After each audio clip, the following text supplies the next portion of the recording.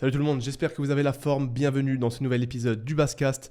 Comme d'habitude, avant de rentrer dans le vif du sujet, si vous pouvez prendre 2 petites secondes si vous êtes sur YouTube pour vous abonner à la chaîne et si vous êtes sur une plateforme d'écoute telle que Spotify, si vous pouvez prendre 2 secondes pour mettre une review de 5 étoiles, ça m'aide énormément pour tous les futurs épisodes et pour tous les futurs projets. Maintenant que ça c'est dit, on peut enfin commencer cet épisode. Je ne vous cache pas que j'ai mis beaucoup de temps à commencer cet épisode, que ce soit au niveau de la motivation, au niveau du setup. Quand tu fais des épisodes solo, c'est toujours une galère. Tu as toujours l'impression qu'il y a quelque chose qui va bugger, que ce soit la caméra, la lumière, le micro, la caméra qui n'est pas forcément droite, les cheveux qui sont pas bien. Bref, il y a des milliers de trucs à gérer. Et je vous avoue que le podcast solo, c'est encore quelque chose sur lequel je lutte pour vraiment avoir cet automatisme. Et je pense vraiment que le fait d'avoir la vidéo, ça ajoute une friction de fou. Si je pense que j'avais juste le micro, je devais juste l'allumer et parler, ça serait nettement plus simple. Mais je sais, à titre aussi perso, que consommer un podcast avec une vidéo, ça permet d'être beaucoup plus proche et je trouve que c'est nettement supérieur. Donc c'est pour ça que je tiens à garder cette vidéo, même si je ne vous cache pas que c'est un petit peu plus compliqué. Donc là, ouais, j'ai mis pas mal de temps à commencer cet épisode, mais là, ça y est, j'ai enfin lancé Rec sur la caméra, sur le micro. On peut être parti sur cet épisode. Au menu, qu'est-ce qu'on va avoir aujourd'hui? Je vais essayer de les compartimenter un petit peu mieux pour que vous aussi, vous puissiez mieux les suivre. Même si maintenant, à chaque fois, ce que je fais, c'est que je vous mets dans la barre en bas, là, que vous soyez sur Spotify, une plateforme d'écoute ou sur YouTube, vous pouvez voir tous les chapitres avec les timecodes. Comme ça, vous pouvez voir les sujets qui vous intéressent et éventuellement y revenir plus tard. Donc, au menu du jour, on va parler de diverses choses parce que cet épisode, je vais le faire la semaine dernière, mais j'ai pas eu le temps avec certains déplacements, donc on va aborder tout ça dans le même épisode et je pense qu'il va être intéressant, il va être pas mal. Premièrement, on va parler de comment surmonter la friction et lutter contre la procrastination. Voilà, comme dit aujourd'hui encore avec le podcast, j'ai eu cette fameuse friction, j'ai failli procrastiner et voilà, on va aborder quelques points qui peuvent être intéressants pour vous et qui peuvent vous aider. Ensuite, on va voir l'importance de la régularité, même sur des tâches simples, et l'importance de ce fameux effet cumulé qui a encore une fois de plus été prouvé avec quelque chose que j'ai fait aujourd'hui, donc juste avant ce podcast. Ensuite, ma semaine, on va revenir sur cette semaine qui était pour moi une semaine de deload forcée puisque je suis tombé, je ne sais pas si j'étais vraiment malade ou si je suis tombé quasiment malade, mais pendant 24 heures totales, j'étais complètement out, mon corps m'a lâché. Donc là, je suis en semaine de deload. Au moment où je fais ce podcast, on est samedi. Ensuite, on va aborder mon premier 10 km officiel et on va voir pourquoi il ne faut jamais se sous-estimer, que ce soit physiquement, mentalement, et l'importance de se tester dans des conditions réelles. Et ensuite, après avoir abordé ce chapitre sur le 10 km, mon premier 10 km officiel, on va voir comment s'est passé le Hyrox Toulouse, qui était un gros week-end. Le week-end dernier, c'était absolument magique. Donc, on va revenir sur tout ça. Et à la fin de cet épisode, je vais répondre à 3 questions que vous m'avez posées sur Instagram. 3 questions qui sont revenues pas mal au cours de ces dernières semaines. Donc, je me suis dit, je vais les regrouper, je vais y répondre et je pense que ça pourra vous aider. Donc voilà pour le sommaire de ce qui nous attend aujourd'hui. Et on va tout de suite commencer avec la première partie, surmonter la friction et éviter de procrastiner. En plus, j'ai mon petit café pour aujourd'hui, on va être bien. Je ne sais pas pourquoi je dis ça, mais je viens de le voir, là, ça m'a donné envie. Donc, surmonter la friction. Encore une fois, aujourd'hui, j'ai été face à face avec 2 choix. Choix numéro 1, le choix facile, rester dans ma zone de confort, rester dans mon petit confort et ne pas faire ce que je devais faire, à savoir courir 10 km. Même si là, je suis dans une semaine de deload, je dois faire au moins 3 runs. Aujourd'hui, je devais faire le 2e run de la semaine et je devais courir 10 km. Voilà, c'était au programme, 10 km, et je ne vous cache pas que je n'avais pas envie. Je ne sais pas si ça s'entend, j'ai l'impression d'être un petit peu encore enrhumé, un petit peu pris au niveau de la gorge et du nez, même si ça va nettement mieux, mais je sens que je ne suis pas encore à 100% de ma forme.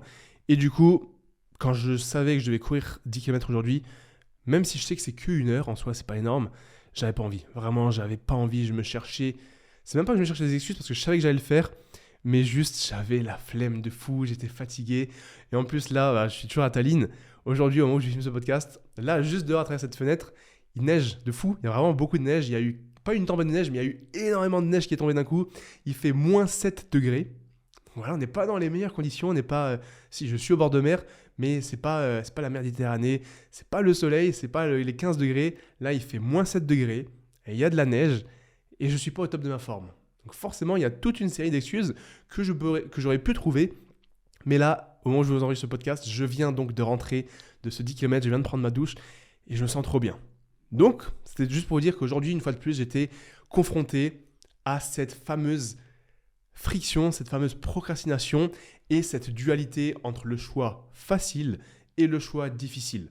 Ce fameux choix facile qui ne te rapproche pas forcément de tes objectifs moyen, long terme, mais qui sur l'instant T te procure tellement plus de bien, te paraît tellement mieux et tellement plus confortable, face au choix numéro 2 qui est le choix difficile. Ce choix difficile, c'est celui qui va te rapprocher de tes objectifs moyen et long terme. C'est celui qui va te sortir de ta zone de confort et qui va te demander de fournir des efforts supplémentaires. Que ce soit des efforts physiques, des efforts mentaux au niveau du mental ou même tout autre type d'effort. Tu sais que cette chose, tu dois la faire, mais tu n'as pas envie de la faire. C'est comme devoir manger quelque chose que tu n'aimes pas forcément, mais tu sais que c'est bon pour ta diète, et quelque chose que tu peux tout simplement commander chez toi, qui va être rempli de merde addictive. C'est le choix facile. Et j'en ai déjà parlé 1000 fois, donc on ne va pas revenir sur ce sujet-là. Il faut toujours choisir la chose difficile parce que c'est elle qui va vous faire progresser, c'est elle qui va vous faire devenir meilleur, qui va renforcer votre estime de vous, qui va renforcer votre confiance en vous. Et du coup, forcément, je suis allé faire mon 10 km. Maintenant, un truc qui est vachement intéressant et que j'ai vu et que j'applique quasiment au quotidien et que j'ai revu là dans une newsletter il y a littéralement 3-4 jours pour lutter contre cette friction, c'est le fameux « going through the motion ». Donc en anglais, « going through the motion », ça veut dire aller à travers le mouvement. En gros, je n'ai pas de traduction exacte, mais c'est en gros, c'est commencer à se mettre en mouvement. Et en fait, pour diminuer la friction et ne pas procrastiner, et donc commencer une tâche plus facilement, il faut se mettre dans les conditions. Il faut préparer tout ce qu'il y a à préparer pour l'action qu'on aimerait accomplir, mais sans forcément penser à cette action. Je m'explique. Plutôt que de penser à la tâche finale, qui fait peur, qui paraît compliquée, qu'on n'a pas envie de faire, il faut juste penser à toutes les choses qu'on doit mettre en place avant de commencer cette tâche. Exemple, aujourd'hui, je devais courir 10 km. Pour courir 10 km, je sais que je ne dois pas rester en pyjama, je ne dois pas rester dans ma tenue de confort à la maison, mais je dois me changer et être en tenue de course à pied. Je dois préparer peut-être ma gourde, je dois préparer peut-être ma flasque, boire mes électrolytes, préparer mon café, enfiler mon cuissard, enfiler mon t-shirt de run. Et tout ça, en fait, le fait de se préparer à ça, ça va être comme des petites victoires, des petits pics de dopamine, et ça va aussi mettre votre subconscient, votre système nerveux dans cet état de process, donc on sait qu'on va devoir s'y mettre. Alors que si on fait rien, qu'on est sur l'ordi, dans la télé, dans le lit, sur le canapé, et qu'on pense uniquement à notre second nous en train de courir dans la neige, dehors, en train de faire 10 km, ça nous paraît tellement loin par rapport à notre situation actuelle. Et en gros, la différence entre moi couché dans le canapé et moi en train de courir 10 km à moins 7 degrés sous la neige, l'écart il me paraît énorme. Et cette différence entre les deux états, c'est ça qui fait peur, c'est ça qui crée cette friction et cette potentielle procrastination qui ne nous donne pas envie d'y aller. Alors qu'à l'inverse, si juste on commence à faire chaque petite tâche pour commencer l'objectif qu'on veut atteindre, en fait on va petit à petit se rapprocher de l'état final qu'on aimerait atteindre.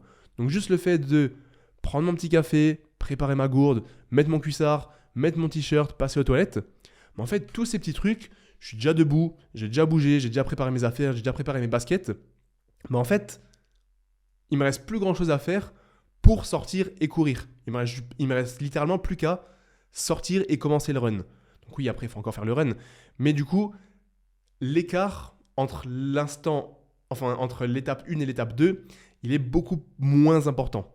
Et en fait, plus vous allez réduire cet écart, moins la friction sera importante.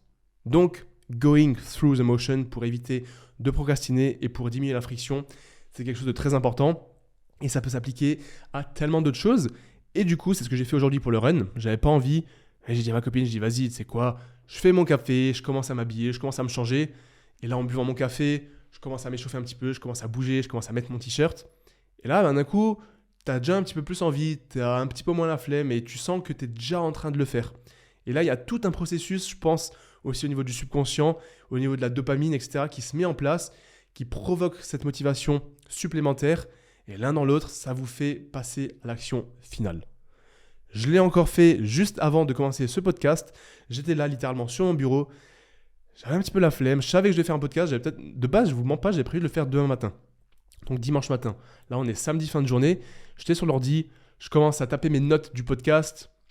Là, je me dis, vas-y, tu sais quoi, je branche le micro. Je branche tous les câbles qu'il y a à brancher. Je fais mes cheveux. Je mets ce fameux t-shirt noir de podcast.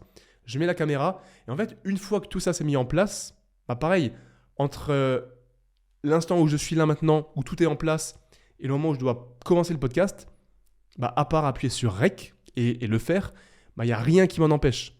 Alors que si j'étais juste sur l'ordi, à rien de brancher, la caméra rangée là-bas derrière, je sais que vas-y, je dois prendre ma douche, je dois me coiffer, je dois brancher la caméra, je dois brancher le micro, je dois mettre tout en place, tout le setup. Ça demande beaucoup plus d'efforts, beaucoup plus de friction. Donc, très important, si vous avez jamais entendu cette astuce, essayez de mettre ça en place pour tous les domaines de la vie. Que ce soit vos séances de sport, votre diète, écrire un livre, bosser sur des tâches importantes, sur des projets importants, juste going through the motion, préparez-vous à l'action, en fait, tout simplement. Ça va diminuer la friction et essayez de mettre en place tout ce qui est nécessaire pour votre tâche finale. Par exemple, si vous avez du mal à vous coucher tôt et que vous êtes sur le canapé devant une série et que vous devez aller dormir, tout simplement, éteignez la télé, commencez à mettre votre pyjama ou allez vous brosser les dents ou faites votre routine nocturne, je sais pas, faites ce genre de choses pour que petit à petit, en fait, vous soyez dans un état propice à la tâche finale que vous aimeriez accomplir. Donc voilà, c'était pour cette première partie de podcast parce que je trouvais ça important puisque je n'avais pas envie d'aller courir, mais rien que le fait de me changer, de faire mon café, ça m'a motivé à aller courir. Ensuite, je n'avais pas prévu de faire ce podcast, mais le fait de mettre tout le setup en place, de tout brancher, j'avais plus qu'à appuyer sur la caméra et le micro pour commencer à l'enregistrer. Donc, c'est vraiment des choses qui m'aident moi au quotidien à accomplir la tâche finale. Donc, ne pensez pas que à l'objectif final qui peut vous faire peur, mais mettez tout ce qu'il faut en place et ensuite vous verrez que ça ira tout seul. Donc, voilà, petite gorgée de café. Donc comme dit, je viens de revenir d'un 10 km sous la neige.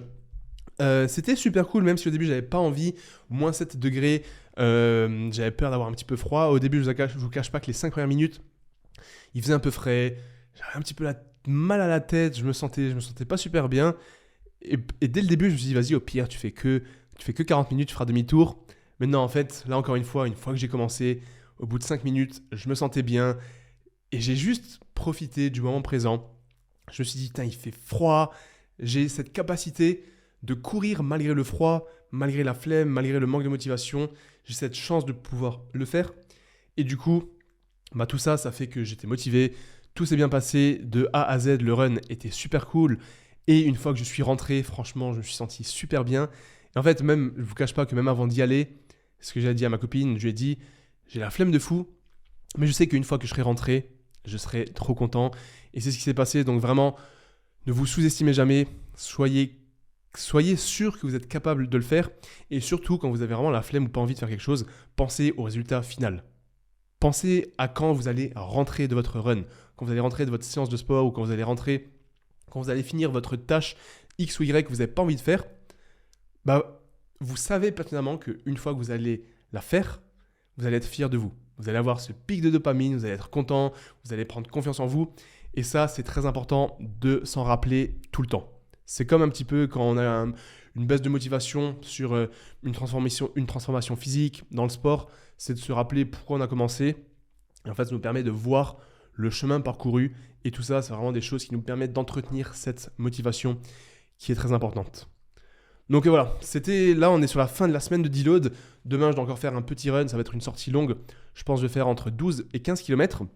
Semaine de deload puisque lundi, mardi, mercredi, j'ai eu 3 jours de repos forcé. Ça faisait très longtemps que je n'avais pas pris 3 jours complets de repos. Il était hors de question que je prenne 4 jours de repos parce que pour ceux qui ne savent pas, depuis l'année 2014-2013, qui est plus ou moins l'année où j'ai commencé un petit peu la musculation sérieusement, ou le fitness plutôt, donc ça fait à peu près 11-12 ans, je n'ai jamais pris 4 jours de repos.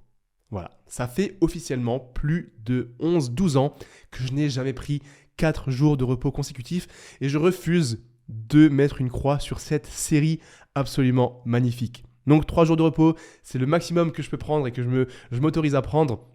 Et même si un jour, pour une raison X ou Y, je suis en PLS total, sur le 4e jour, je me forcerai à faire au moins des pompes, des burpees, un mini footing de 20 minutes.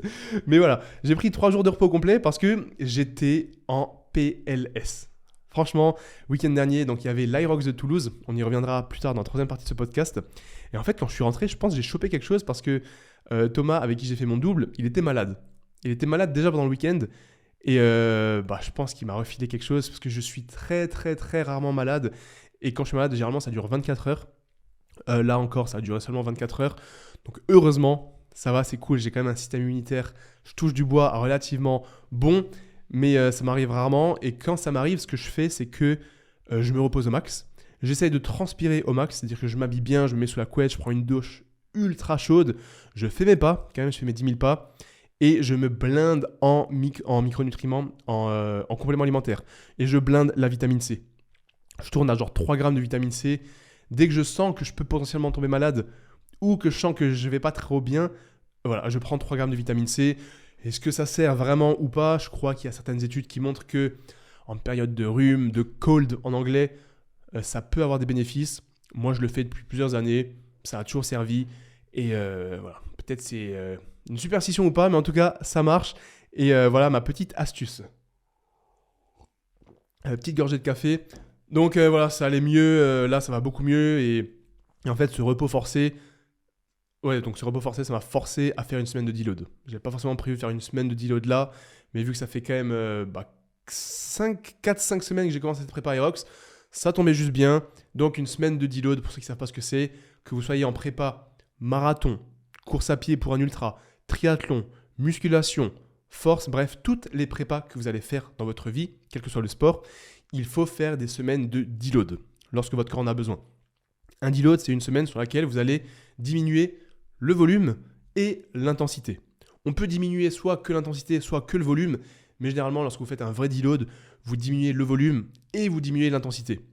Donc, par exemple, en course à pied, si vous avez des sorties longues, vous allez diminuer la durée, la longueur de vos sorties longues. Donc, au lieu de faire une sortie longue de 1 heure, 1 heure et demie, vous allez faire seulement 45 minutes. Au lieu de faire 15-20 km, vous allez faire seulement 10-12 km. Ensuite, vos fractionnés, vous allez diminuer l'intensité ou même ne pas faire de fractionnés tout court. Mais si par exemple vous avez je dis au pif, 6 fois 1000 mètres, vous allez faire seulement 3 fois 1000 mètres ou 2 fois 1000 mètres. Et pareil pour la musculation, si vous devez faire 80% de votre max, vous allez faire seulement 50-60% de votre max. Et au lieu de faire 3-4 séries, vous allez faire seulement 1 à 2 séries.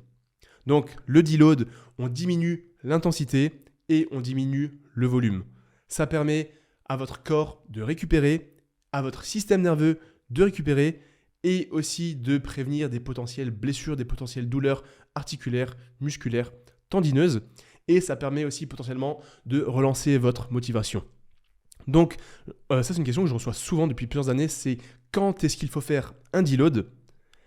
Les seules raisons pour lesquelles vous devez faire un deload, c'est si vous ne progressez plus, si vous avez des baisses de performance, des douleurs ou une baisse de motivation. Si vous progressez bien, que vous êtes motivé, ultra déter, que vous n'avez pas de douleur et que tous les feux sont au vert, alors vous n'êtes pas obligé de faire de deload, même si ça fait 4 semaines, 5 semaines, 6 semaines que vous progressez. Donc vraiment, faites un deload si vous perdez des perfs, de la motivation, que vous ne progressez plus, que vous stagnez ou que vous avez des douleurs. Donc voilà pour le deload, moi j'en ai fait un là cette semaine.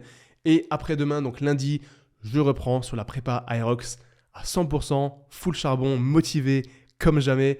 Et donc voilà, j'ai eu quelques pensées pendant ce petit run d'aujourd'hui de 10 km, c'est pour ça que je voulais faire ce podcast, des petites pensées que j'aimerais partager avec vous. La première des choses, c'est l'importance de l'endurance fondamentale. Je sais, on en parle beaucoup, mais en fait ça me choque parce que j'ai encore eu cette conversation il n'y a pas longtemps. C'est que là, j'ai juste fait un petit 10 km à 5 minutes 43 d'allure en endurance fondamentale. Donc l'endurance fondamentale, c'est courir à une allure très modérée qui vous permet de tenir une conversation pendant que vous courez. Donc vous avez un rythme cardiaque relativement bas, c'est la fameuse zone 2, c'est celle qui vous permet d'accumuler du volume sans trop d'intensité et donc sans trop de blessures. Ça vous permet de courir longtemps et régulièrement sans être trop difficile pour votre corps, pour votre motivation et pour votre système nerveux. Donc c'est la zone 2, c'est l'endurance fondamentale et ça permet donc, vous pouvez courir en tenant une discussion. Et en fait, généralement, on se situe à 65%, 70% de notre VMA ou de notre fréquence cardiaque maximale. À peu près. Forcément, ça dépend de chacun. Et moi, je me situe aux alentours de 140, 145 BPM au niveau du rythme cardiaque. Et en fait, cette endurance fondamentale, elle va avoir de nombreuses adaptations physiologiques, notamment au niveau des mitochondries. Les mitochondries, c'est là où se passe l'oxygénation et la synthèse d'ATP, tout ce qui nous permet d'être endurant et de développer de la force. Je ne vais pas rentrer dans les détails ici, mais en gros, il y a de nombreuses adaptations physiologiques qui se font grâce à cette endurance fondamentale. Et là, vu que ça fait plusieurs années maintenant que je cours 3 fois par semaine en endurance fondamentale, je réalise à quel point j'ai eu un transfert et une progression que en fait, j'ai même pas réalisé. Parce qu'en fait, juste, je cours tranquille, régulièrement, 3-4 fois par semaine. Bien évidemment, j'ai des fractionnés de temps en temps, mais j'ai tellement progressé déjà au niveau de mon rythme cardiaque au repos. Je suis passé de genre 56 il y a quelques années à là 43-44 au repos. Je me sens beaucoup mieux sur mes séances de musculation. J'ai l'impression que je récupère beaucoup mieux. Je me sens plus à l'aise dans la vie de tous les jours, au quotidien.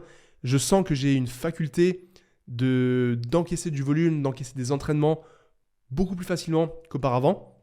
Et surtout, là, j'ai eu un 10 km il y a 2 semaines, on va y revenir après. J'ai progressé lorsque je me teste sur de la vitesse sans avoir fait forcément beaucoup de travail sur la vitesse. Donc même si ça peut être de temps en temps frustrant de faire de l'endurance fondamentale parce qu'on a l'impression de ne pas progresser, on a l'impression de ne pas travailler et d'en laisser sous le capot, ce qui est tout l'objectif de l'endurance fondamentale, il faut faire confiance au processus. Et je vous le dis, n'ayez pas peur de courir trop doucement. Et c'est mieux généralement de courir un petit peu trop doucement, mais d'être sûr d'être en endurance fondamentale, que de vouloir aller trop vite et de se mettre dans le rouge régulièrement parce que ça ne sert à rien. Donc vraiment, faites confiance en endurance fondamentale, c'est vraiment quelque chose de puissant, de fort et ça doit être respecté pour toutes vos programmations. C'est vraiment un essentiel. Et j'en ai parlé avec Eric encore là, il n'y a pas longtemps. C'est parce que là, il est dans une nouvelle prépa aussi. Et pour ceux qui se rappellent, j'avais fait un 50 km le 31 décembre. Je voulais terminer l'année 2024 en beauté. Donc je me suis dit, vas-y, je vais partir courir 50 km. Comme ça, sur un coup de tête. Et je les ai fait avec une allure de quasiment l'allure que j'avais fait pour le marathon de Paris, que j'ai couru en 4 heures. Et je me dis, c'est fou comme là maintenant, Eric et moi, en fait, c'est ça qu'on a vu comme réflexion, on peut courir plus de 2 heures, même plus que 3 heures, comme ça, quand on veut, quelle que soit notre condition physique, enfin, quel que soit notre mood du jour, on peut partir courir 2h30, 3 heures, 40 km, 50 km, sans que ce soit trop difficile. Bien sûr, avec un rythme modéré, hein, je ne dis pas que je vais faire un marathon sub 3 heures comme ça du jour au lendemain, mais juste cette faculté de pouvoir courir à 5,45, 5,50 pendant 3 heures, 4 heures, n'importe quand on veut, alors qu'il y a 2 ans, quand je devais courir 2 heures pour la prépa marathon, ça me paraissait impossible. Je l'appréhendais cette sortie longue. Et là, 2 heures, en fait, c'est devenu juste potentiellement chiant au niveau de la motivation. Mais ouais, je trouve c'est ouf à quel point cette endurance fondamentale, elle montre que tu progresses de fou. Et ça fait juste trop plaisir de le voir se transférer sur le quotidien. Comme je dis avant, sur la récupération, la fréquence cardiaque au repos, le fait de se sentir mieux. Et c'est juste trop stylé, c'est trop satisfaisant. Et donc, il ne faut jamais sous-estimer l'effet cumulé. Parce que là, c'est l'effet cumulé de chaque petit run que j'ai pu faire au cours de ces dernières années. Donc, même si de temps en temps, vous avez l'impression que faire 20 minutes, 25 minutes, 30 minutes de course à pied, ça ne sert pas à grand-chose, je vous dis, vous vous trompez et que chaque séance faite est une séance de plus à votre actif, à votre bagage que vous allez accumuler au fil des mois et au fil des années. C'est ce que j'ai entendu là il n'y a pas longtemps de mon ancien coach qui m'a aidé pour l'Ironman, du coup Tristan. Je crois que c'est lui qui a dit, j'ai pas écouté leur podcast, mais en fait il disait, je sais plus comment il a tourné ça, mais en gros, l'importance chez un coureur, c'est pas le nombre de kilomètres dans une prépa qu'il va faire, mais c'est le nombre de kilomètres accumulés sur toute sa vie. Et ça transcrit exactement ce que je viens de vous dire, c'est que n'ayez pas peur de faire des petites séances, puisque l'essentiel, c'est de big picture, c'est de dézoomer et de voir ce que vous avez fait sur l'intégralité de votre carrière, si on peut appeler ça comme ça.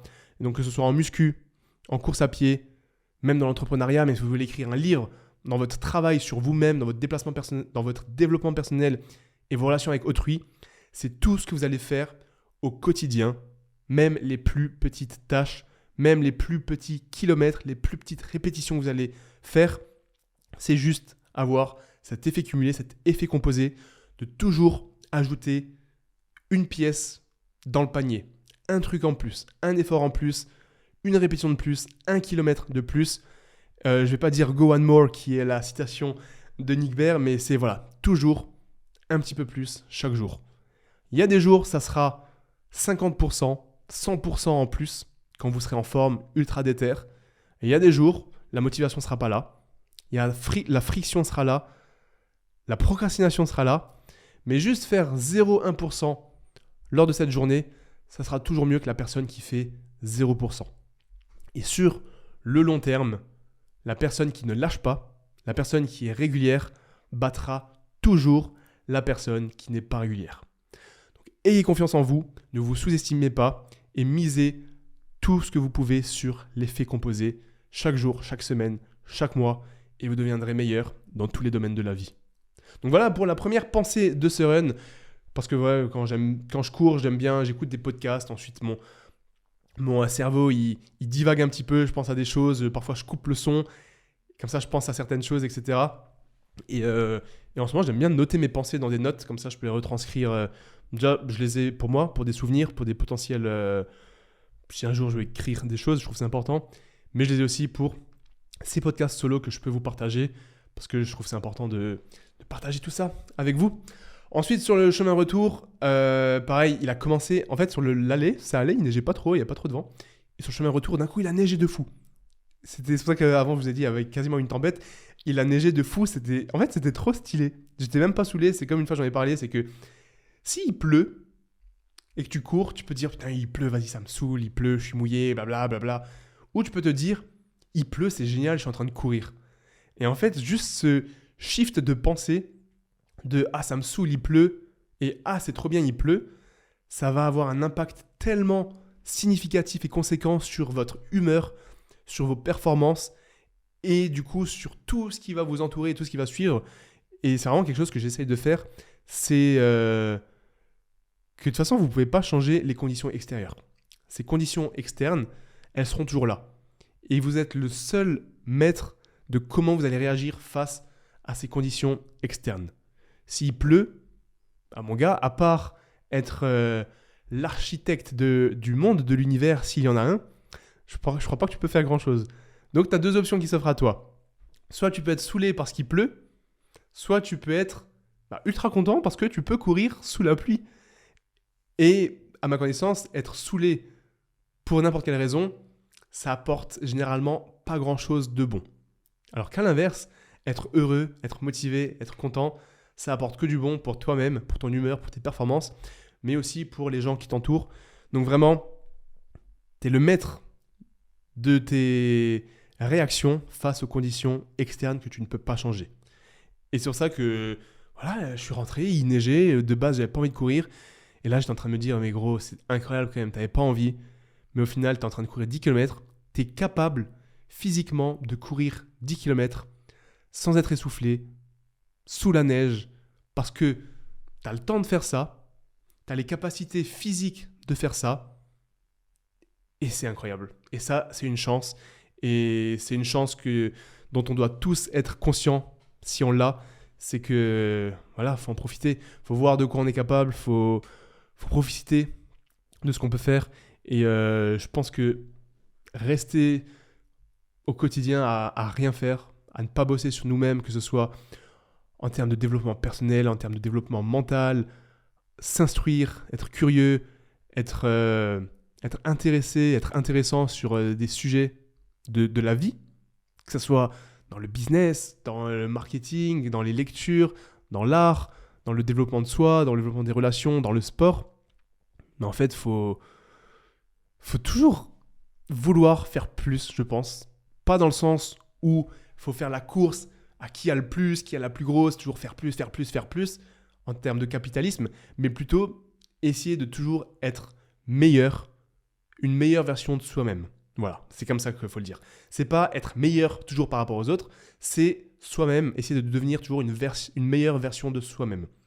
Et là, forcément, version de soi-même, il y a énormément de prismes, comme je l'ai dit avant.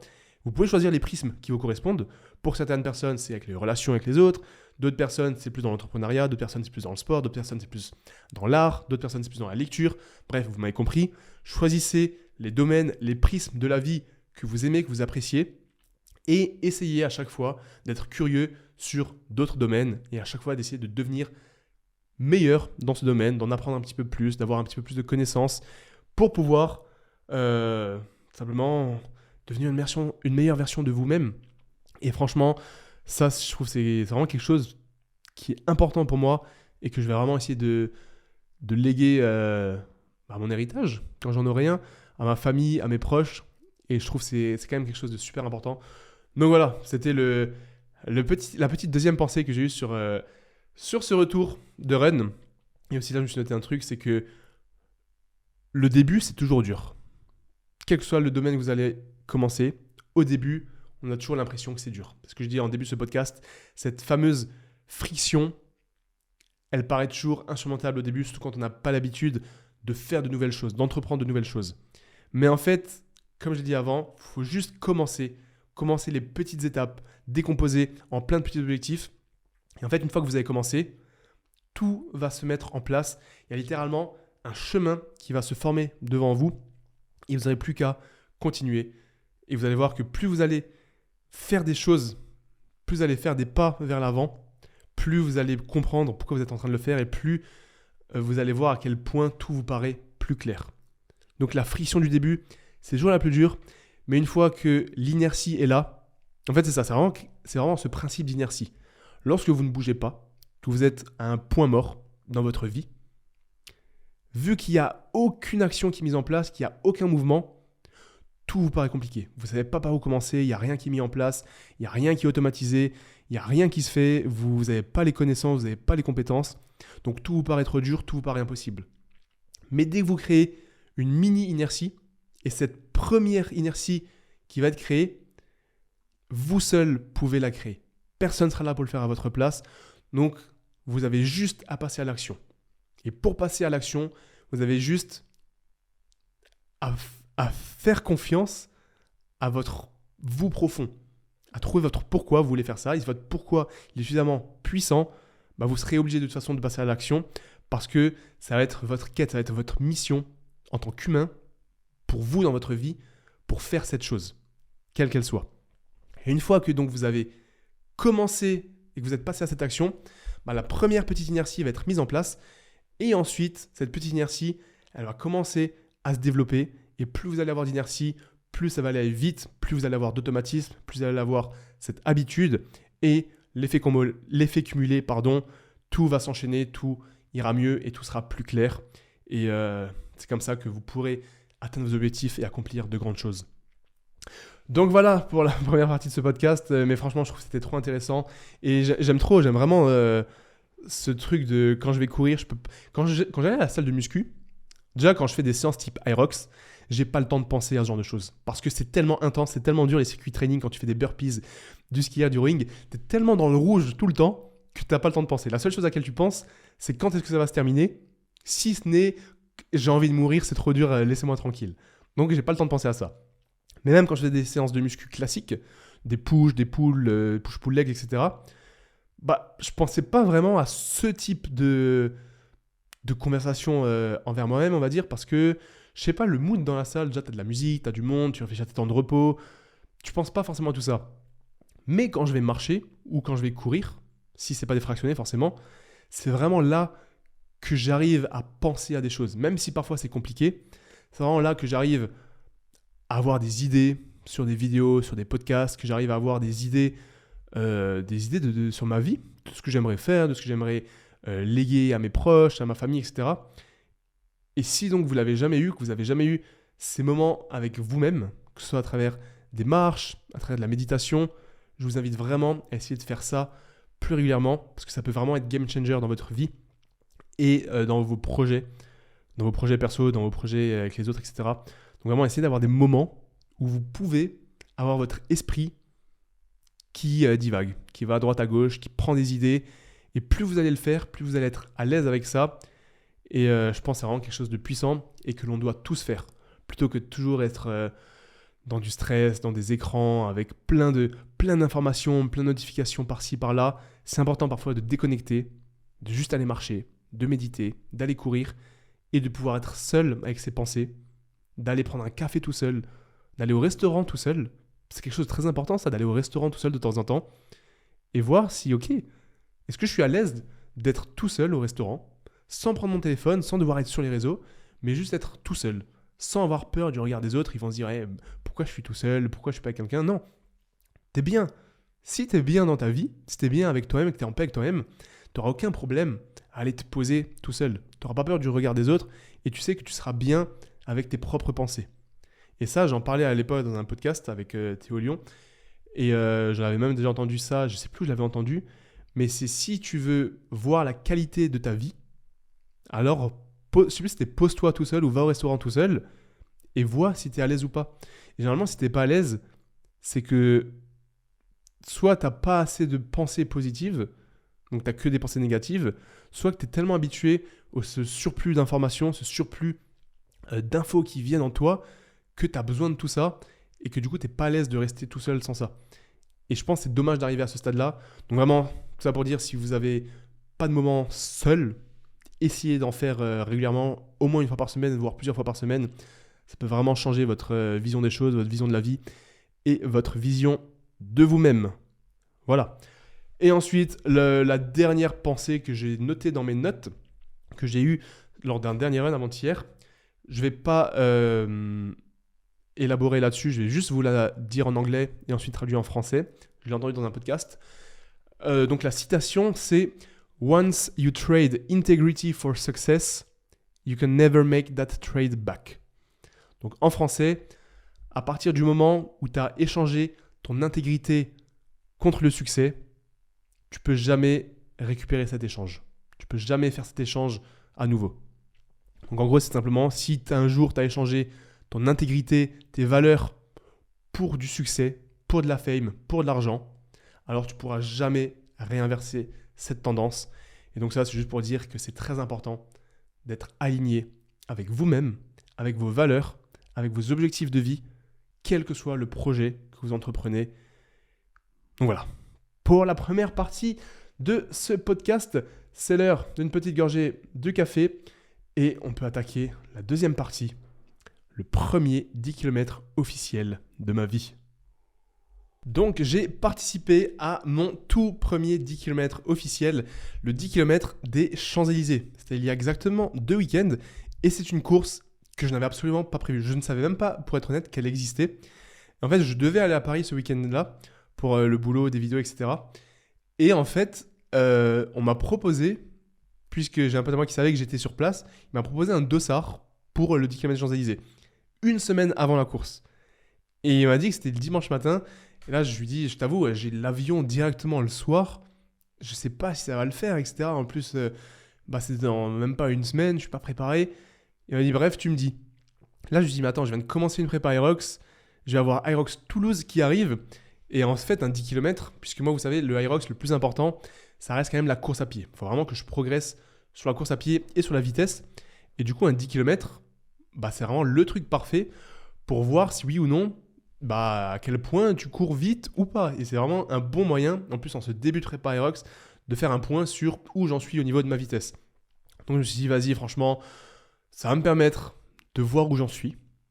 Ça va me permettre aussi d'avoir une expérience en plus et aussi de vous faire une vidéo absolument banger qui est, au moment où vous regardez cet épisode, enfin vous écoutez cet épisode de podcast, la vidéo du 10 km, elle est dispo sur ma chaîne YouTube. Je vous invite à aller la voir parce que j'ai ma cadreuse sur place. Et le montage, il est trop stylé, les images, elles sont vraiment très très belles. Je suis vraiment content de cette vidéo qui n'était pas prévue de base. Donc voilà, j'ai mis un beau petit budget, mais elle est vraiment belle, donc je vous invite à aller la voir. Et d'ailleurs, merci pour tous vos retours. Et donc voilà, c'était pas une grosse prévue, mais je me suis dit, bon moyen de se tester, je peux en faire une belle petite vidéo et je peux ramener à la maison un dossard, une médaille. Et ça, franchement, ça fait toujours plaisir. Donc voilà, je lui dis, let's go, je m'inscris, je suis chaud. Donc la dernière fois que j'avais fait un 10 km officiel, parce que je n'en ai jamais fait, c'était pour le triathlon de Genève. C'était un triathlon M. Et en gros, un triathlon M, vous finissez la course par un 10 km. Et à la fin du triathlon de Genève, j'avais sorti un 10 km. Donc après de la natation et après du vélo, je l'avais fait en, je crois, 46 minutes et quelques. Entre 46 minutes 30 et 47 minutes. Ce qui n'était pas trop mal, surtout que j'étais pas du tout dans le rouge. Je crois que j'avais tenu une allure de 4,43, un truc comme ça. Donc c'était mon seul référentiel réel sur un 10 km. Puisque les seuls 10 km que j'ai fait, généralement c'était en endurance fondamentale, ou alors c'était pendant des fractionnés. Mais pendant des fractionnés, forcément vous avez les périodes de récupération. Donc voilà, autant dire que je ne me suis jamais testé sur cette distance. Et j'ai à cœur, moi, cette année, de pouvoir faire le fameux sub 40 minutes sur le 10 km. C'est un objectif que j'ai. J'aimerais faire un 5 km en sub 20 minutes. Ça, je pense que je les ai, mais voilà, il faut que je le fasse un jour. Et le fameux sub 40 minutes sur 10 km. Donc je me suis dit, let's go, début de prépa Aerox, on va se faire ce beau petit 10 km. Donc j'arrive le matin même de la course, pas du tout préparé, pas du tout en forme. J'avais un voyage, j'avais un tournage. En plus, vu que j'étais en déplacement, j'ai pas forcément bien mangé, pas forcément assez de glucides. La veille, j'avais mangé une pizza. Bref, en fait, les conditions, elles n'étaient pas au top. Mais de toute façon, j'avais rien de prévu pour cette course, j'avais pas d'objectif. Le seul objectif que j'avais, c'était essayer de viser un 45 minutes, tout beau, tout rond, ce qui me donne 4 minutes 30 d'allure au kilomètre, pour ceux qui sont familiers en course à pied. Et je me suis dit, l'idée, c'est que je sais que je peux faire 45 minutes, mais l'idée, c'est de voir comment je termine en 45 minutes. Est-ce que je suis dans le rouge ou non? Parce que je vous explique, pour le Hyrox, mon objectif final, c'est le 18 avril, me rapprocher au maximum des 1 heure sur un Hyrox solo open. Pour réussir cette performance, il faut que je puisse tenir au minimum 4 minutes 15 sur chaque kilomètre du Hyrox, donc 8 fois 1 km. Et encore, idéalement, on est plus sur du 4,05 normalement. Donc bref, je me suis dit, vu que je dois progresser en course à pied, si 4 minutes 30 d'allure sur un 10 km, ça me fait mettre dans le rouge, c'est que je suis dans la merde pour l'objectif final du Hyrox. A l'inverse, si je termine en étant très facile sur un 45 minutes, c'est que ça va, j'ai bien progressé et que du coup, ça peut me mettre en confiance. Donc voilà. Verdict, pour ceux qui ont vu la vidéo ou ceux qui ont vu le post Instagram, je termine le 10 km à une allure moyenne de 4 minutes 12 au kilomètre, ce qui me donne 42 minutes 33. C'est mon record sur 10 km. J'étais littéralement trop content. Franchement, je ne m'attendais pas du tout à cette perf. Et je me sentais trop bien. Je me sentais trop bien sur toute la course. J'ai pas fini dans le rouge du tout. Je pense que j'étais RPE 7. Honnêtement, j'étais très très bien du début à la fin. J'ai terminé, j'ai pas du tout craché mes poumons. Bref, c'était une course trop trop bien. En plus, il faisait super beau à Paris. Il y avait une ambiance de folie. Il y avait énormément de monde sur le 10 km des Champs-Élysées. Franchement, c'était un truc de fou. Et ouais, franchement, 42 minutes 33 sur un 10 km sans être dans le rouge. 4 minutes 12 d'allure. C'était pas du tout prévu. J'ai fait 2 minutes 30 de mieux que ce que j'avais visé. Et en fait, ça m'a donné un petit boost de confiance parce que ça m'a dit, ok, Baz, t'as jamais fait de vitesse vraiment. Tu t'es testé. T'as vu qu'en fait, c'est mieux que ce que tu pensais. Tu t'es senti mieux que ce que tu aurais imaginé. Donc, ça annonce du bon pour la suite de la prépa. Alors certes, il y a énormément de boulot encore pour la vitesse, le Hyrox, etc. Mais je vous avoue que ça m'a mis un petit boost de motivation, de confiance. Et ça fait trop plaisir. Et au-delà de ça, si j'ai fait 42 minutes 33 sans être dans le rouge du tout et en n'étant pas du tout préparé et pas du tout dans des conditions optimales, bah ça annonce que le sub 40 minutes n'est pas loin du tout. Et je me demande presque si je ne l'ai pas là, si je fais une petite prépa de quelques semaines. Donc il y a peut-être moyen que aux alentours du Hyrox Grand Palais qui a lieu en avril, peu importe le résultat que je ferai, que je me teste sur un 10 km en sub 40 minutes, ça serait vraiment, vraiment stylé. Donc ouais, franchement, pour un premier 10 km officiel, tout était bien. La course était top, l'ambiance était ouf. Je ne sais pas combien de participants on était, je crois qu'on était 15 000 sur la ligne de départ, ce qui est assez fou. Et c'était donc le 10 km des Champs-Élysées. Donc franchement, vous savez que j'aime pas spécialement Paris. Pas dans le sens où j'aime pas la France, etc. Pas du tout. C'est juste que les seules fois où je vais à Paris, je suis pas quelqu'un qui aime les trop grandes villes où ça bouge trop. Moi, j'aime bien quand même avoir un petit confort. J'aime bien quand c'est relativement calme. C'est pour ça que j'étais bien en Alsace. C'est pour ça que je suis bien à Tallinn aussi. Et Paris, j'ai toujours cette sensation que tout le monde est stressé. Il y a du monde partout. Dès qu'il faut prendre la voiture, il y a des bouchons de fou. Et ça m'énerve. Du coup, si tu veux pas avoir les bouchons, il faut prendre le métro ou le RER. Et là, il y a un monde de fou. Donc voilà, Paris, j'ai toujours cette sensation de dès que j'y allais, de toute façon, il faisait moche, il faisait gris. Et en plus de ça, je me sens toujours oppressé. Il y a du monde, je sens le stress. Et ça me... J'ai l'impression qu'en fait, moi qui suis un mec chill, full émotion, full onde positive, j'ai l'impression que quand je vais dans ce genre de ville, il y a trop d'ondes négatives qui viennent en moi. Et je dois lutter contre ces ondes négatives pour pas qu'elles m'affectent. Donc voilà, j'ai jamais été trop fan de mes séjours à Paris. Mais là, pour cette fois, il faisait extrêmement beau. Plein soleil, ciel bleu. Et le jour du 10 km, forcément, la route était fermée. Du coup, c'est la première fois que je voyais... c'était pas la place Vendôme, c'était la place Concorde. Voilà, il y avait la place Concorde fermée complètement. Les Champs-Élysées complètement fermés. Et j'étais là le matin. Il faisait beau, le soleil, je me sentais bien, j'étais heureux. Et là, je me suis dit, ça se voit, je pense, dans ma vidéo. Ah, mais là, c'est trop stylé. Là, ça donne envie de filmer, ça donne envie de courir. Donc ouais, c'était incroyable.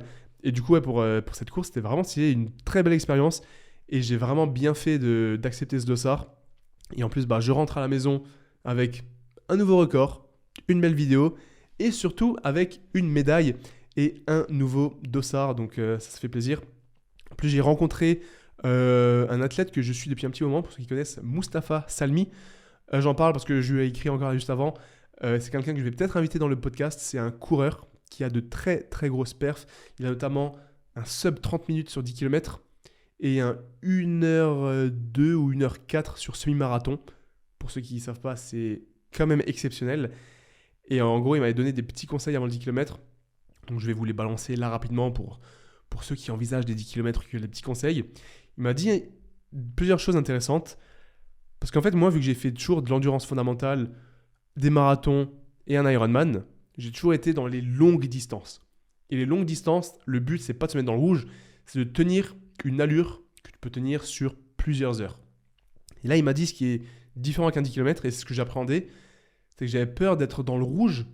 En fait, pour moi, un 10 km, tu dois partir dans le rouge et tenir dans le rouge. C'est ça qui fait que cette difficulté pour moi, enfin que cette discipline, elle fait peur. C'est comme le Hyrox. Le Hyrox, si tu veux faire un bon temps, tu pars dans le rouge et tu restes dans le rouge. Et 10 km, c'est un petit peu pareil. Donc, il m'a dit un truc, c'est que tu dois jamais être en contrôle sur un 10 km. Alors, je vous avoue que ça rassure pas forcément, ça met pas forcément en confiance, mais ça montre bel et bien qu'il faut se la donner, il faut se faire violence. Et c'était pas trop le cas là, avec mon 42 minutes 33, parce que, comme dit, j'étais quand même plutôt à l'aise. Mais si vous voulez performer sur un 10 km, il ne faut pas être en contrôle sur un 10 km. Ça doit être dur. Et il m'a dit que c'est que chaque kilomètre, tu dois avoir l'impression que c'est le dernier, mais à chaque fois, tu peux encore en faire un. Et si vous voulez un référentiel, il m'a dit que à peu près au 5e kilomètre, donc à peu près la moitié, tu dois te dire « Ah putain, je dois encore faire ça fois 2 », mais en étant capable de le faire. Mais il ne faut pas qu'avant, par exemple au 3e kilomètre, il ne faut pas que tu te dises « Ah ouais, il faut que je fasse ça 3 fois ». Parce que là, c'est que tu es un petit peu dans la merde. Mais si au 5e, tu te dis « Ah, il faut que je fasse encore ça 2 fois », c'est que ça peut passer. Donc voilà par rapport à ça. Ensuite, pas besoin de gel, de glucides, ni d'hydratation sur votre 10 km parce que la course, elle est relativement rapide. Normalement, elle dure 1 heure ou moins. Donc pas de gel de glucides, pas d'hydratation. Hydratez-vous bien avant. Prenez vos glucides avant la course. Mais pendant la course, pas besoin. Et vu que c'est des allures quand même assez rapides, vous ne serez pas forcément à l'aise pour consommer un gel de glucides au niveau de la digestion, au niveau de la praticité, etc. Est-ce que ça se dit, au niveau du côté pratique. Donc voilà, pas de gel de glucides, pas d'hydratation. Et ensuite, l'autre point qui m'avait dit très important, c'est l'échauffement. On est sur une vitesse rapide dès le début de la course. On n'est pas sur un marathon, ni sur un Ironman, etc. Donc il faut bien s'échauffer.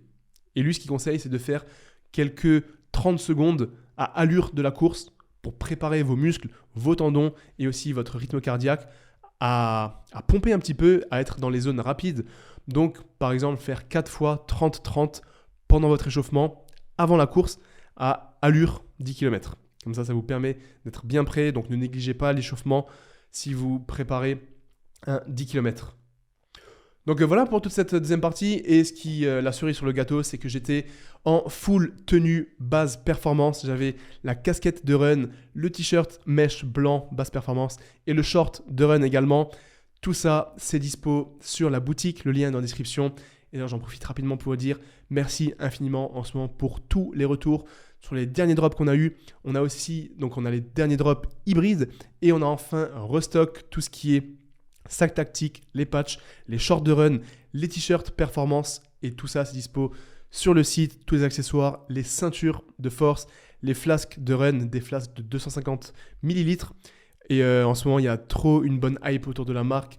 Il y a vraiment la communauté qui se crée et tout ça, c'est grâce à vous, c'est grâce à tout votre soutien, tous vos retours, toutes vos commandes. Donc franchement, merci infiniment à vous. Merci à tous ceux qui nous envoient des mails et des DM sur Instagram pour que ce soit nous dire des retours, ce qui vous va, ce qui ne vous va pas. Et aussi tous ceux qui nous partagent en story, c'est ça le plus important. Donc n'hésitez pas, si tu écoutes ce podcast et que tu as déjà une tenue chez toi, n'hésite pas à nous identifier en story pour que je puisse les voir, pour qu'on puisse vous repartager. Et si tu n'as jamais commandé, n'hésite pas à passer une première commande. Si tu écoutes ce podcast, tu as le code BASE qui te donne une réduction sur l'intégralité du site. Ça te permet de tester. Les retours sont gratuits. Donc voilà, ça ne t'engage en rien. Tu peux tester. Si ça ne te va pas, si ça ne te plaît pas, tu peux nous le renvoyer. Mais voilà, j'ai confiance en mes produits. Je sais que là, on mise gros sur la qualité, sur vos retours. Donc voilà, n'hésite pas, il y a tout ce qu'il te faut. Il y a des hoodies, des t-shirts pour la muscu, pour les Hyrox, pour la course à pied, des accessoires. Et voilà, merci infiniment pour votre soutien. Et c'était le petit instant pub. Mais je me dois de vous le dire parce que c'est trop stylé ce qui arrive en ce moment avec tout le contenu avec la marque. Et ça, c'est en grande partie grâce à vous et grâce à votre soutien. Donc voilà pour le 10 km. Très bonne expérience. Et quoi de mieux que d'ajouter une petite médaille et un petit dossard à la collection qui commence, mine de rien, à s'agrandir entre les marathons, les triathlons, les Hyrox. C'est juste trop stylé. Et j'ai hâte un jour de me faire un petit Hall of Fame. D'ailleurs, j'en parlais avec ma copine il n'y a pas longtemps, c'est que vu qu'en ce moment, on ne sait pas encore où on va vivre, en appartement, en maison, dans le sud, en Alsace, en Estonie, je ne sais pas, dans un autre pays, on ne sait pas encore. Donc pour l'instant, on n'achète pas trop de meubles, on n'achète pas grand-chose, mais j'aimerais trop avoir cette pièce où je pourrais mettre tous les patchs Hyrox, toutes les médailles, tous les dossards, mais ça viendra. Il y a le temps, ça, j'ai l'impression que c'est un truc de daron que tu fais quand tu as la quarantaine, tu mets tous tes trophées, tous tes dossards, toutes tes médailles, mais j'ai hâte. Et c'est un petit truc qui me motive aussi quand je m'inscris à des courses, c'est que c'est bien beau de le faire tout seul, juste pour soi, mais ça te permet aussi d'avoir des beaux souvenirs et avoir des trucs physiques comme ça. C'est un petit peu ce qui manque en musculation. Parce que quand tu fais de la muscu sur 3 ans, 5 ans, 8 ans, 10 ans, à part faire des compètes de body, en fait, tu t'entraînes pour toi, tu progresses en force, tu progresses physiquement, mais t'as pas de trucs concrets que tu peux faire, à part ton physique, qui est... Avoir un gros physique, c'est quand même une preuve sociale ultime, hein, on peut dire ce qu'on veut, c'est une preuve de discipline, de confiance en soi, etc. Mais t'as pas, comme dans le cardio, comme dans les Hyrox, etc., des petits patchs, des petites médailles, des petits dossards. Et ça, je trouve que c'est quand même quelque chose qui fait la diff, c'est quand même trop stylé. Donc bref, premier 10 km, une expérience de folie. Et c'est l'heure de finir ce petit café. Bon, je vois qu'on approche de l'heure du podcast. Je vous ai dit que j'allais faire une partie sur le Hyrox Toulouse qui avait lieu le week-end dernier, qui était un week-end de folie où j'ai encore fait 2 Hyrox, donc un en solo open le samedi et un en double le dimanche où j'ai battu mes 2 records. Mais je pense que je vais garder toute cette partie pour le prochain podcast parce que là, il y a quand même beaucoup de choses à dire et c'est aussi en lien direct avec ma prépa. Donc, j'ai pas envie que ce podcast soit trop long. Je préfère rester sur des durées de 1h, 1h15, 20 plutôt que passer l'heure et demie. Je pense que c'est plus agréable pour vous aussi à écouter. Donc, je garde cette partie de Hyrox Toulouse pour l'épisode prochain. Et comme ça, je peux répondre à quelques-unes de vos questions parce que je vous avais promis qu'à la fin des épisodes, je vous répondrai à vos questions puisque l'idée, c'est de pouvoir vous aider au maximum dans votre progression en muscu, en course à pied, nutrition ou même dans l'entrepreneuriat, se lancer sur les réseaux sociaux. Donc je rappelle juste pour vous dire que si vous avez des questions, que vous aimeriez que je réponde à des questions, n'hésitez pas à les poser dans les commentaires, quelle que soit la plateforme sur laquelle vous êtes, que ce soit une plateforme audio, YouTube. N'hésitez pas à poser vos questions dans les commentaires, comme ça je peux récolter toutes les questions dans un gros fichier et y répondre régulièrement à la fin de chaque épisode. Et comme l'épisode dernier, je ne vous avais pas répondu à des questions puisque c'était déjà trop long, je préfère garder la partie Aerox Toulouse pour le prochain épisode qui arrivera très bientôt dans une semaine ou deux maximum. Et comme ça, j'en profite pour répondre à 3 questions que j'ai récoltées. Il y a beaucoup de questions qui reviennent souvent. Donc là, je les ai réunies en une seule et même question pour éviter de faire des doublons. Et c'est les questions qui reviennent le plus en ce moment. Comme vous vous en doutez, il y a beaucoup de questions sur tout ce qui est programmation, course à pied, Aerox, muscu et aussi tout ce qui est programmation hybride, entre guillemets. Et donc j'en profite aussi pour vous dire que là, on vient de terminer le challenge hybride version 2. La première édition avait lieu en novembre et la deuxième édition avait lieu en janvier pendant 4 semaines. Et pour ceux qui ne sont pas au courant, on va lancer là une 3e édition à partir du mois de mars. Donc c'est le lundi 5 mars, je crois. Je vais lancer là les listes d'attente et les inscriptions très bientôt. Vous verrez ça sur YouTube, sur Instagram et je vous en parlerai dans un podcast dès que ça sera dispo. Mais en gros, l'idée derrière ce challenge hybride, c'est de vous proposer un groupe communautaire pendant lequel on peut échanger pendant 30 jours. Moi, je suis dispo pour voir toutes vos séances au jour le jour. Et on fait également des lives où je suis là pour répondre à toutes vos questions, que ce soit sur la programmation, sur la nutrition, course à pied, Aerox, muscu, absolument tout. Et vous avez accès du coup à une programmation unique pendant 4 semaines, une programmation hybride qui combine la musculation, des circuits training et également de la course à pied. Donc vraiment une programmation hybride. Et donc là, l'édition 3 de ce challenge reprendra à partir du mois de mars. Il y a déjà eu plus de 200 inscrits sur les dernières éditions. Il n'y a que des bons retours, c'est vraiment stylé, on progresse tous ensemble. Donc si c'est quelque chose qui peut t'intéresser, si tu écoutes ce podcast, n'hésite pas à me suivre sur Instagram et à rester à l'affût pour les prochaines inscriptions, puisqu'on va sûrement mettre un module Aerox en plus de la programmation hybride. Donc voilà, ça va être plutôt sympathique. Donc 3 questions que j'ai récupérées pour terminer ce podcast. La première, comment construire un physique massif en plus du cardio / Aerox? Donc pour construire un physique massif, c'est très simple. En fait, si tu veux prendre de la masse et construire un physique massif, que tu fasses du cardio ou pas de cardio à côté, ça sera exactement les mêmes choses que tu dois respecter. Pour avoir un physique massif, tu dois déjà entraîner chaque muscle 2 fois dans la semaine. Donc le haut du corps et le bas du corps, chaque muscle doit être stimulé 2 fois dans la semaine pour progresser de façon optimale. Donc tu peux choisir le format que tu veux, tu peux faire du upper, lower, du push-pull legs ou même un split. Tant que tu travailles chaque muscle 2 fois dans la semaine, ça sera optimal. Donc 2 fois les pecs, 2 fois le dos, 2 fois les bras, 2 fois les jambes. Il faut avoir une fréquence x2 sur les muscles pour avoir une fréquence optimale. Tout comme en course à pied, il faut une fréquence x2. Donc quel que soit votre objectif, quel que soit votre sport ou le mouvement que vous aimez travailler, la meilleure fréquence pour progresser sur un mouvement, un muscle ou un exercice, c'est d'avoir une fréquence x2 minimum. Donc voilà, première chose à faire, que tu fasses du cardio ou pas, et une fréquence x2 sur tes muscles. Ensuite, pour avoir un physique massif, il faut assurer une synthèse protéique optimale. C'est-à-dire que tu dois consommer suffisamment de protéines chaque jour pour que tes muscles puissent grossir, puissent récupérer pour avoir cette synthèse protéique. Le minimum pour prendre du muscle, c'est 1,6 à 1,8 g de protéines par kilogramme de poids de corps, par kilogramme par jour. Donc si tu fais 80 kg, tu fais 80 fois 1,8. Si tu fais 100 kg, tu fais 100 fois 1,8 et c'est ton quota de protéines minimum journalier. C'est un minimum, donc tu peux le dépasser, mais il ne faut pas que tu ailles en dessous. Tu peux aller en dessous, mais ce ne sera pas du tout optimal.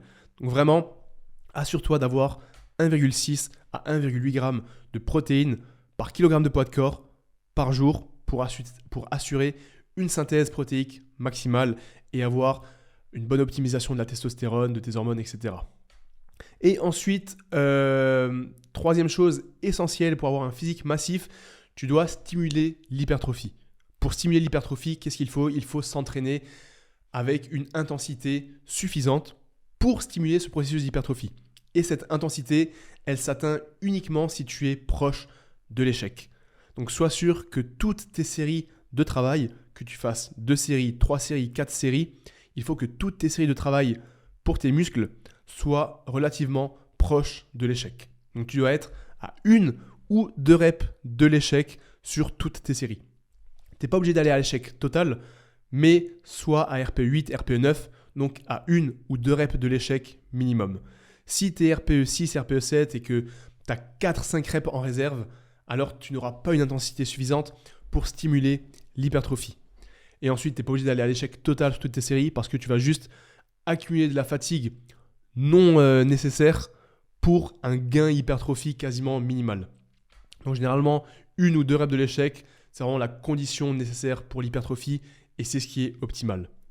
Et après, à côté de ça, pour garder un physique massif, si tu fais du cardio, en fait le cardio, ce que ça va te faire, c'est que ça va juste augmenter ta dépense calorique. Donc il faut t'assurer de manger suffisamment de calories pour ne pas être en déficit calorique et donc ne pas perdre de poids. Parce qu'en fait, si tu es en déficit calorique, c'est-à-dire que ton corps consomme plus de calories que ce que tu... Non, c'est-à-dire que ton corps dépense plus de calories que ce que tu manges et donc tu vas perdre du poids. Et donc si tu perds du poids, tu n'auras pas un physique massif puisque c'est ce que tu sous-entends. Donc sois sûr d'avoir assez de calories pour subvenir à tes besoins caloriques en fonction de ta dépense. Et ensuite, si tu fais tout ça, peu importe le nombre de fois que tu vas courir, le nombre de séances aerox que tu fais, les circuits training, tu prendras du muscle, tu auras ce phénomène d'hypertrophie et tu auras un physique massif sur le moyen long terme. Je répète, il faut t'assurer d'avoir suffisamment de protéines chaque jour, donc 1,6 à 1,8 g par kilogramme de poids de corps. Deuxièmement, il faut t'assurer d'avoir une fréquence x2 sur tous les muscles que tu aimerais travailler. Numéro 3, assure-toi d'être relativement proche de l'échec sur toutes tes séries de travail pour avoir l'intensité suffisante pour stimuler l'hypertrophie. Et numéro 4, assure-toi de consommer suffisamment de protéines pour ne pas être en déficit calorique et donc ne pas perdre de poids. Donc voilà, si tu fais tout ça, tu pourras bâtir du muscle tout en faisant du cardio, de la course à pied, ce que tu veux. Ensuite, on a une autre question. Comment gérer sa récupération entre la muscu, le cardio et les compétitions ?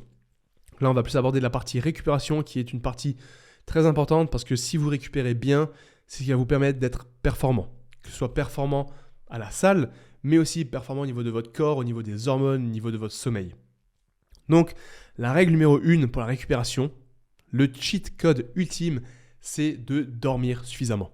On ne parle pas de dormir 6 heures, même 7 heures. Idéalement, si vous arrivez à avoir 8 heures de sommeil minimum tous les jours, ça sera vraiment optimal pour votre récupération, votre synthèse protéique, l'optimisation de votre dopamine, de votre testostérone et de toutes vos hormones.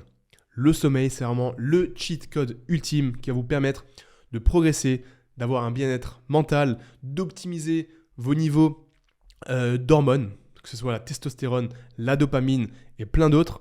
Et ça va vraiment être un game changer dans tous vos aspects de la vie parce que vous allez être plus focus, plus motivé, plus en forme, plus efficace, plus productif. Et donc tout ça, que ce soit à la salle, en course à pied, dans vos projets perso, vous allez juste en fait multiplier toutes vos performances par 10, par 15, par 20, je ne sais pas par combien, mais ça fera vraiment la différence. Donc vraiment, ne négligez pas votre sommeil. La partie numéro 1, le pilier qu'il ne faut absolument pas négliger, c'est le sommeil. Au moins 8 heures par nuit et par jour. Donc même si ça demande des sacrifices sur vos temps de loisirs, sur vos temps de séries, de films, de scrollage sur TikTok, il faut dormir 8 heures par nuit. Ça fait vraiment la différence au quotidien. Et ensuite, muscu cardio. Qu'est-ce qu'il ne faut absolument pas faire entre la muscu et le cardio ? C'est faire le cardio avant votre muscu. Il ne faut jamais faire votre cardio avant la muscu. Vous pouvez faire le cardio après la muscu, ça c'est ok, mais le cardio avant la muscu, c'est non. Parce qu'en fait, quand vous faites du cardio, vous allez vider vos stocks de glycogène. Et si vous videz vos stocks de glycogène, derrière sur votre séance de musculation, vous n'allez pas être performant du tout, ça ne va pas du tout être optimal. Vous ne serez pas dans un état propice à performer sur la force, à avoir de l'intensité et à stimuler l'hypertrophie. Donc vraiment, il ne faut absolument pas faire le cardio avant la muscu. Si vous voulez faire du cardio après la muscu, ça c'est ok. Mais surtout, ne faites pas cette erreur de faire le cardio avant votre muscu. Et ensuite, pour la récupération, idéalement, il faut espacer au maximum les séances de course à pied et les séances de muscu. Donc, si vous pouvez les faire sur des jours séparés, c'est top. Mais si vous êtes obligé de faire des séances de course à pied et de muscu dans la même journée, essayez de les espacer au maximum. Donc si vous faites le matin et le soir, ça serait plus optimal que de faire tous les deux le matin ou tous les deux le soir. Et ensuite, niveau récupération, ce qui est essentiel, c'est de manger suffisamment, comme on l'a dit avant, manger suffisamment de protéines pour assurer une synthèse protéique optimale, ce qui va permettre de régénérer le muscle, etc.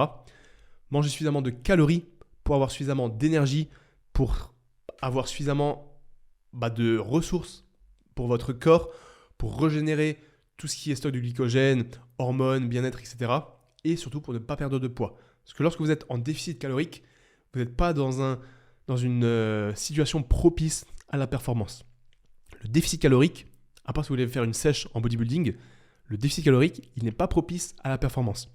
Donc soyez sûr d'avoir assez de calories, assez de protéines pour la synthèse protéique et les muscles, en gros, assez de lipides pour toutes les fonctions hormonales, parce que les lipides sont essentiels pour tout ce qui est cholestérol et fonctions hormonales, testostérone également, et assez de glucides, puisque les glucides sont la source principale et la plus efficace pour subvenir aux performances, que ce soit la musculation, la force, le cardio, l'endurance, la vitesse. Donc voilà pour la récupération. Et ensuite, tout ce qui va être complément alimentaire, si vous n'avez pas une bonne alimentation, tout ce qui va être potentiellement vitamine C, zinc, magnésium pour mieux dormir. Et donc si vous avez un meilleur sommeil, vous avez une meilleure récupération. Mais ça reste secondaire. L'essentiel, c'est vraiment d'avoir un programme adapté, avec pas trop d'intensité et une répartition entre les séances qui fait sens, qui est cohérente. Parce que si vous avez trop d'intensité et trop d'entraînement, vous allez faire un burn-out au niveau de la motivation, au niveau des douleurs et au niveau de la progression. Donc un programme intelligent, des nuits de sommeil de 8 heures minimum et une alimentation adaptée avec assez de protéines, assez de glucides pour les performances et assez de lipides pour les bonnes fonctions hormonales. Les lipides, on a aussi un minimum, on est à 0,8 voire 1 gramme de lipides minimum par kilogramme de poids de corps. Donc si tu fais 80 kg, tu fais 80 x 0,8 ou 80 x 1 et c'est ton minimum de lipides que tu dois consommer chaque jour. Donc voilà pour la récupération entre la muscu, cardio et compétition. Compétition, ça ne change pas grand-chose, hein, ça dépend des compétitions, ça dépend des courses. Forcément, tu ne vas pas récupérer pareil si tu as fait un 10 km que si tu avais fait un Ironman ou un marathon. Tu ne vas pas récupérer pareil que si tu as fait 2 Irox dans un week-end, que si tu avais fait juste un seul Irox en double. Donc ça dépend des compétitions. Mais ce qu'il faut, c'est juste écouter son corps. Si le lendemain, tu sens que tu es fatigué, fais un jour off complet. Tu peux aller marcher un petit peu, faire tourner les jambes, faire un petit peu de vélo pour avoir une récupération active, faire circuler le sang, amener les nutriments dans ton corps et dans les organes, dans les muscles. Mais voilà, il n'y a pas forcément de choses fixes à suivre après une compétition. Tu vois, tu n'es pas obligé de faire 4 jours de repos, une semaine de repos, une semaine de deload. Ça dépend vraiment de chacun, ça dépend de l'intensité de la compétition et ça dépend de tes capacités de récupération parce qu'on est tous différents à ce niveau-là. Il y a des personnes qui récupèrent beaucoup mieux et des personnes qui récupèrent beaucoup moins bien malheureusement. Donc écoute ton corps. Si tu sens que tu n'es pas motivé, que tu stagnes, que tu n'as pas récupéré ou que tu es en manque de force, tout simplement, ça se sent, alors continue de faire un deload, continue de te reposer pour récupérer au maximum avant la reprise. Donc voilà pour ça. Et pour la dernière question qui va clôturer ce podcast, c'est une question un petit peu globale que j'ai réunie parce qu'il y a plein de questions spécifiques qui reviennent vraiment. C'est en gros comment progresser en course à pied, comment faire une répartition, quels sont les minimums à respecter, etc. Donc comment progresser en course à pied. C'est un petit peu comme en musculation. Il va vous falloir, je pense, au grand minimum 2 séances de course à pied par semaine. Si vous ne courez pas du tout, forcément faire une séance de course à pied par semaine, c'est mieux que rien. Mais en fait, il faut un minimum de 2. Parce qu'il faut une fréquence, comme j'ai dit avant, de minimum 2 fois par semaine pour que ça soit un minimum optimal. Ensuite, si vous pouvez monter à 3 voire 4 séances par semaine et répartir le volume, en fait, ça dépend tellement des objectifs et des niveaux si vous êtes débutant intermédiaire. Par exemple, pour un débutant, ça va être mieux de faire 5 fois 5 km sur un début que faire 2 fois 10 km pour un volume équivalent. Enfin, 2 fois 12,5 km. Donc, c'est mieux pour un débutant, pour habituer le corps à la surcharge qu'il va y avoir au niveau des articulations, au niveau des genoux, etc., de diviser le volume en plusieurs petites séances que d'avoir un plus gros volume sur moins de séances. Ça, c'est pour les débutants. Mais ensuite, si je dois donner une règle globale pour progresser en course à pied, c'est d'avoir une séance en endurance fondamentale où on va pouvoir accumuler les kilomètres et augmenter la longueur et les kilomètres sur cette séance. Donc on va commencer à 40 minutes, 45 minutes, 50, 55 et augmenter au fil des semaines. On est en endurance fondamentale, donc on peut accumuler le volume sans trop de contraintes sur le corps et sur le système nerveux. Et à côté de ça, idéalement, il faudrait bosser la vitesse, donc avec des séances de fractionnés, ce qui va permettre de bosser la VMA, vitesse maximale aérobie. Cette VMA, en gros, c'est ce qui permet de courir plus vite, plus longtemps. Et en fait, en développant cette VMA elle va se développer en faisant des séances de type fractionné. Un fractionné, ça va être une période d'intensité élevée suivie d'une période de repos que vous allez enchaîner. Par exemple, 5 fois 1 km avec 2 minutes de repos. 10 fois 400 mètres avec 45 secondes de repos. Ou encore 4 fois 5 minutes avec 2 minutes 30 de repos. Il y a plein de séances, là j'ai dit des séances un petit peu au hasard, mais ça en gros c'est des séances fractionnées. Alors qu'une séance d'endurance fondamentale, vous allez juste partir courir 45 minutes à la même allure en gardant un rythme cardiaque relativement bas. Donc les séances d'endurance fondamentale, c'est essentiel, c'est de travailler la zone 2, ça va avoir énormément d'adaptations physiologiques qui vont être bénéfiques sur le long terme, sur votre progression, sur votre capacité d'oxygénation, etc. Donc c'est essentiel dans votre programmation. Ce qui va vous permettre d'accumuler du volume sans trop de contraintes sur le corps, les muscles, les articulations, les tendons. Et ça ne va pas trop vous fatiguer au niveau du système nerveux.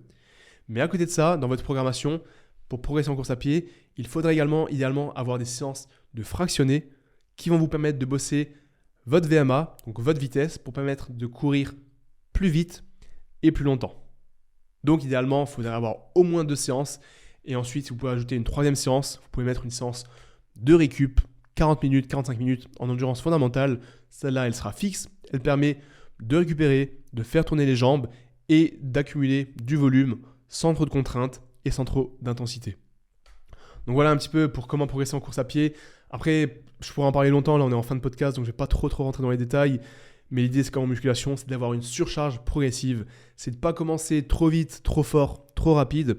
Prenez le temps, mettez votre ego de côté, respectez l'endurance fondamentale. N'ayez pas peur de courir trop doucement. N'ayez pas peur de courir pas beaucoup au début. Vous pouvez très bien commencer avec des sorties de 10 minutes, 15 minutes, 20 minutes, plusieurs fois par semaine. Ça sera toujours mieux si vous êtes régulier que quelqu'un qui commence directement 10 km dans le rouge, qui va se blesser, qui va abandonner, qui va être dans le rouge, donc ça va le saouler parce qu'il a l'impression de ne pas progresser. Vous, à côté, si vous faites les choses intelligemment, avec une surcharge progressive sur le long terme, vous allez, sur le long terme, beaucoup mieux progresser, sans vous blesser, en gardant votre motivation, et donc c'est bénéfique. Et ça sera nettement supérieur. Donc voilà un petit peu sur la question de comment progresser en course à pied, mais j'avoue que je pourrais faire un podcast complet là-dessus, et n'hésitez pas à me dire d'ailleurs si ça peut vous intéresser. Et donc voilà, on arrive à la fin de ce podcast. Je pense qu'il est suffisamment long. J'espère qu'il vous aura plu. J'ai essayé d'apporter pas mal de petites pensées que j'ai eues au cours de ces derniers jours, dernières semaines. Petit récap sur mon premier 10 km officiel. J'avais beaucoup de choses à dire par rapport au Aerox de Toulouse, mais comme dit, ça sera pour le prochain épisode parce que il y a beaucoup, beaucoup de choses à dire par rapport à ça. Et ensuite, questions-réponses que je viens de vous faire sur 3 questions qui me semblaient importantes pour vous permettre de vous aider dans votre pratique, dans votre progression, en musculation, en course à pied, en Aerox et dans cette fameuse programmation hybride. Donc voilà, merci d'avoir écouté jusqu'au bout, merci de votre confiance. Si ce n'est pas encore fait, n'oubliez pas de laisser 5 étoiles, la petite review de 5 étoiles qui fait plaisir. Là, on a toujours 5 étoiles et plus de 3000 reviews sur Spotify. C'est juste incroyable et c'est grâce à vous, c'est grâce à toi qui écoute ce podcast. Donc merci infiniment pour votre confiance. Et merci pour tout votre soutien sur la boutique Base Athletics, sur tous les vêtements, toutes les collections. C'est juste incroyable. Le charbon continue avec le nouveau challenge hybride qui arrive début mars. J'ai hâte de vous voir, ça va être trop stylé. Et voilà, c'était tout pour moi. Le taf est fait, made for performance et prenez soin de vous.